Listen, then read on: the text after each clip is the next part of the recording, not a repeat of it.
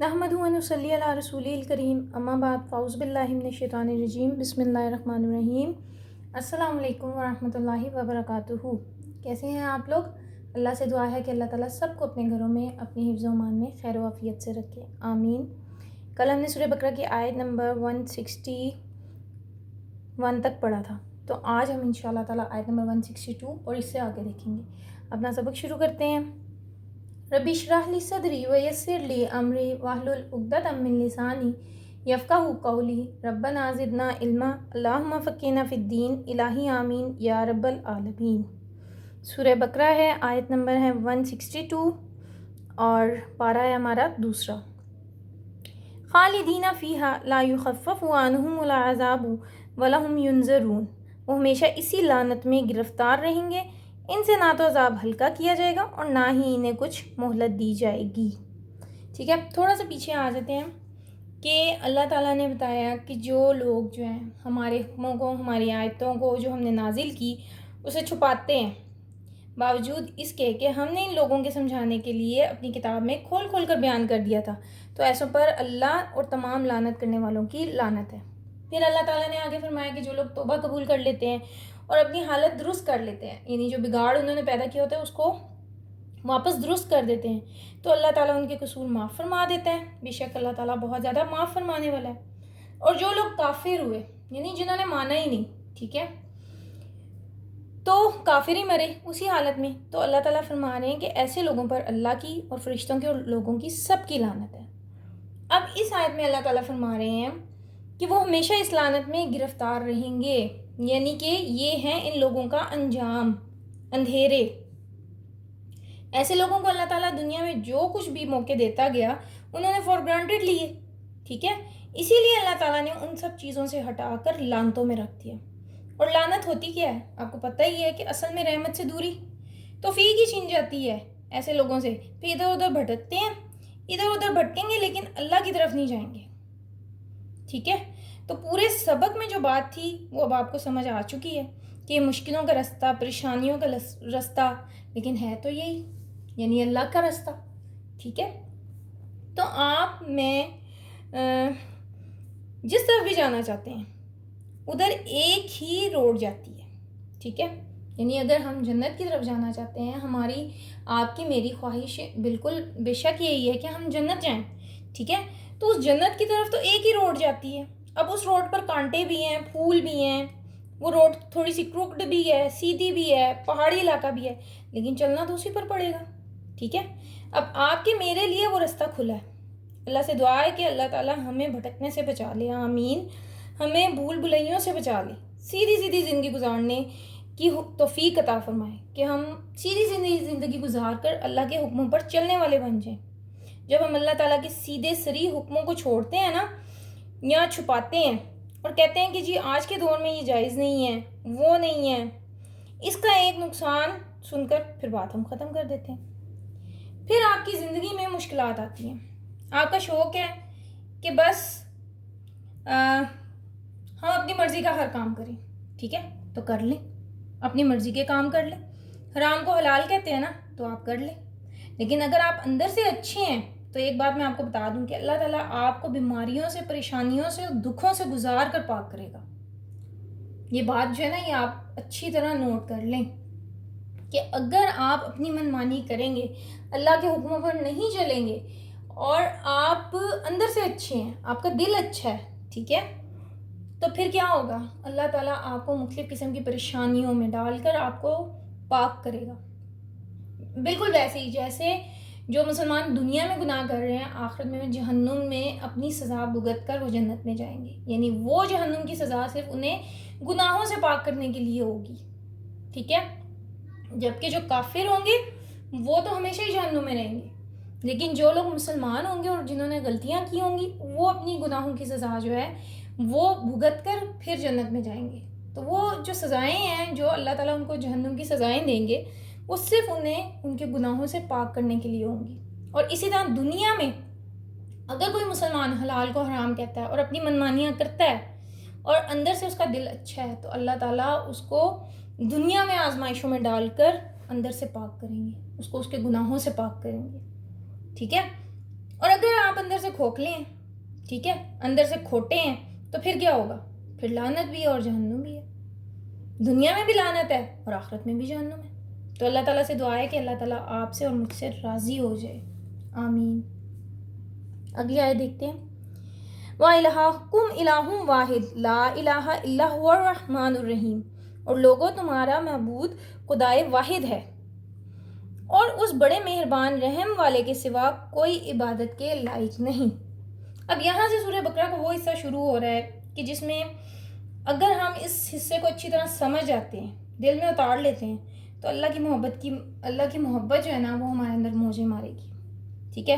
اللہ رب العزت کی محبت دینے کے بہت سے رنگ ہیں، جس میں ایک رنگ کائنات میں غور و فکر بھی ہے۔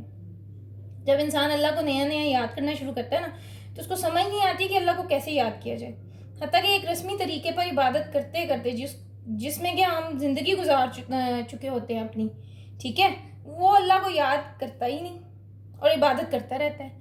یعنی بچپن سے ہمارے بچے دیکھتے ہیں کہ ہم نمازیں پڑھ رہے ہیں، وہ بھی ہمارے دیکھی نماز پڑھتے ہیں، ٹھیک ہے، یہ ایک رسمی طریقہ ہے، لیکن وہ غور ہی نہیں کرتا کہ میں یہ عبادت جو ہے کیوں کر رہا ہوں، ٹھیک ہے۔ تو اللہ تعالیٰ کی یاد میں جب شعور کے ساتھ دل لگایا جاتا ہے، ٹھیک ہے، تو دل میں جو جذبات ابھرتے ہیں نا، ان کو عبادت میں ظاہر کیا جاتا ہے۔ یعنی عبادت کیا ہے؟ اللہ کی محبت کے جذبات کے اظہار کا نام ہے، اس روشنی میں جو اللہ کے رسول نے سکھا دی۔ اللہ کی محبت اگر انسان کے دل میں موجود ہو تو پھر یہ اس کی اطاعت اور عبادت کے عمل کو تیز کر دیتی ہے، پھر چین بھی نہیں آتا انسان کو، یعنی اس کا دل ہی اللہ کے ذکر میں، اللہ کی محبت میں، اللہ کی عبادت میں لگتا ہے، ٹھیک ہے۔ تو اللہ رب العزت فرما رہے ہیں کہ ادھر ادھر کہاں بھٹکتے ہو، وَإِلَٰهُكُمْ إِلَٰهٌ وَاحِدٌ۔ اچھا اب یہاں پہ وا جو ہے، آپ دیکھیں اگر کسی جملے کے شروع میں آ جاتا ہے نا، تو اس کا مطلب یہ ہوتا ہے کہ پیچھے جو بات ہو رہی ہے نا، یہ اس سے اس بات کو جوڑ دیا گیا ہے، یعنی اس آیت سے یہ آیت جو ہے وہ جڑ رہی ہے۔ بظاہر ایسا لگتا ہے کہ پچھلے جملے میں اس کا کوئی ربط نہیں ہے، لیکن دیکھیں پیچھے جہنم کے اندھیروں کی بات تھی، خالدین فیہا، کفار، اللہ کو نہ ماننے والے، منکرین، ناشکرے لوگ ہمیشہ جہنم کے اندھیرے میں رہیں گے، کیونکہ اس سے بھی پیچھے آپ نے پڑھا کہ وہ لوگ جو کفر کی حالت میں مر گئے اور پھر ان پر لعنتیں بھی ہیں اور ان کا انجام ابدی طور پر جہنم ہے۔ تو اب یہ سوال پیدا ہوتا ہے کہ ابدی جہنم کیوں؟ تو یہاں یہ پتہ چلتا ہے کہ ابدی جہنم صرف کافر کے لیے ہے، ٹھیک ہے۔ ایمان والے کو، مسلمان کو، خود کو ایمان والا کہنے والے کو، یہاں تک کہ نفاق بھرے دل کو بھی اللہ تعالیٰ ہمیشہ کے لیے جہنم میں نہیں رکھیں گے۔ تو وَإِلَٰهُكُمْ إِلَٰهٌ واحد سے کیا مراد ہے؟ آؤ تم بتاؤں کہ تم ہمیشہ کے لیے جہنم میں کیوں ڈالے جا رہے ہو، تمہارا نصیب یہ اندھیرے ہی کیوں ہے؟ اس لیے کہ تم نے ایک الہ کے ساتھ دوسرے کو الہ بنا لیا تھا، تم نے ایک کے ساتھ کسی اور کو الہ بنا کر اپنے نفس پر تو ظلم کیا سو کیا، لیکن یہ ظلم ہو گیا کہ تم ان اندھیروں سے اب نکل نہیں سکتے، ٹھیک ہے۔